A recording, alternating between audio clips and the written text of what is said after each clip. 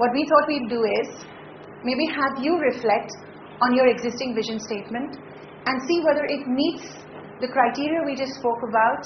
Is there something now that you've just heard what we've discussed? Is there something you'd like to add, something you'd like to change, or something you'd like to see reflected in your vision statement? Maybe we could spend 10 minutes doing that. Yeah. We work with deaf babies, just to give you an introduction. Very young deaf children. So what I've written is, it's a 3-point vision statement. Name of your organization? iHear Foundation. iHear Foundation. So what we do is early detection, diagnosis and intervention of hearing loss in infants and children, and empowerment of families. Second is education of professionals. And third would be creating a sensitized environment. So basically an awareness of hearing loss with a larger population. Acquired hearing loss or congenital hearing loss? Congenital. And the hearing loss, any other disability, or it's a purely hearing loss? We work with purely hearing loss. So we have various programs. But where the teaching part goes, it's basically purely hearing loss because we are not trained in any other. So if it's a deaf blind, we don't have the expertise. It has to have congenital hearing loss.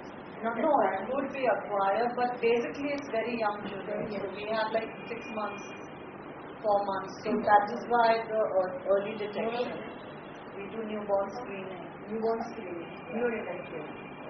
Newborn screening we do at hospitals. We go to KEM and Messina, and we have it at our own center.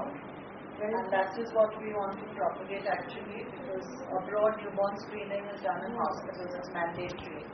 It's also mandatory in Kerala. Sadly, it hasn't become mandatory in the whole country yet, which is what we are trying to get. Not very successfully. So what did we start out with? Early detection, diagnosis and intervention of hearing loss in infants and children, and empowerment of their families. Of their families, yes. Right? That would be one. And I think we can make it more concise, so this is what we first. The second is education of professionals. Yes. In our field of. Correct. And the third is creating a sensitized environment. Correct. So then, this is what. Right. So earlier, we were talking about what you've done and what we refined it, correct? So we started off with early detection, diagnosis and intervention of hearing loss in children. And written.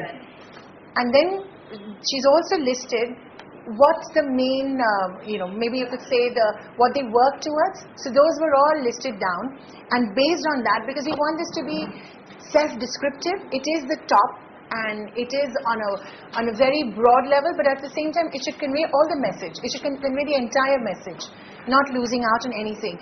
So then we thought, when we went through these points, that empowerment of families is equally important, and so is the training of professionals, and then the larger one picture is creating a sensitized environment around the children. Now this environment could be, you could either look at it just locally, focused within families, or then you could look at it largely with society.